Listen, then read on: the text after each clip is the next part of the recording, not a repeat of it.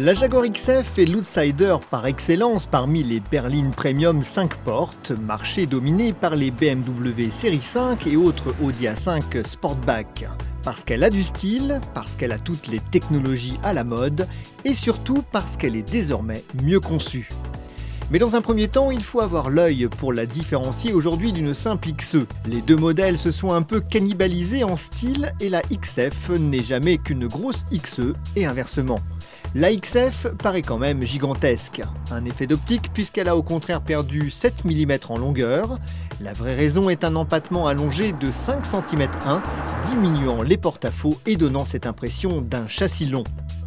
L'habitacle de la nouvelle XF a profondément évolué. Jaguar, à la manière du Virtual Cockpit d'Audi, a intégré un écran géant derrière le volant totalement personnalisable.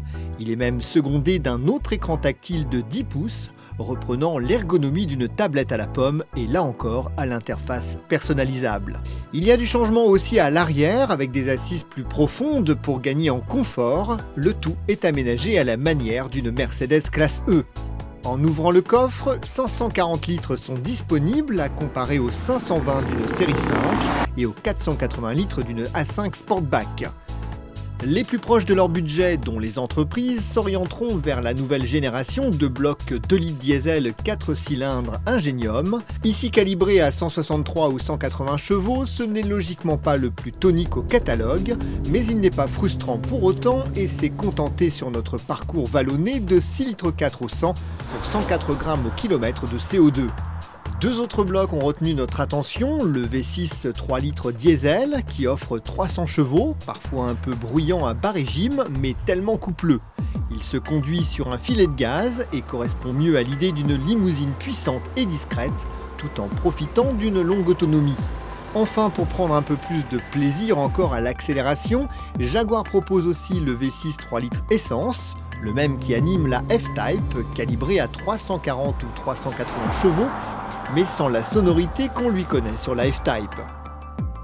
Le châssis de la nouvelle XF est désormais composé à 75% d'aluminium, lui permettant ainsi de ne plus rougir sur la balance face à ses concurrentes.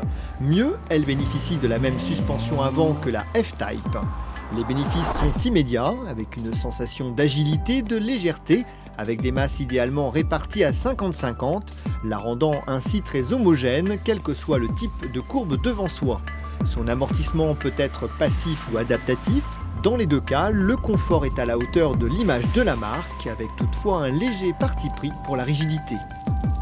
Les tarifs de la nouvelle XF sont relativement hauts en revanche. Le diesel 3 litres de 300 chevaux démarre à 64 940 €, contre 61 800 € pour une BMW 535D de 313 chevaux et 53 900 € pour la vieillissante Audi A5 Sportback 3 litres TDI 240 chevaux. En entrée de gamme, Jaguar propose sa XF 2 litres Ingenium à partir de 41 760 € et là encore, il faudra minutieusement comparer le détail des équipements offerts en fonction de ses priorités pour s'y retrouver.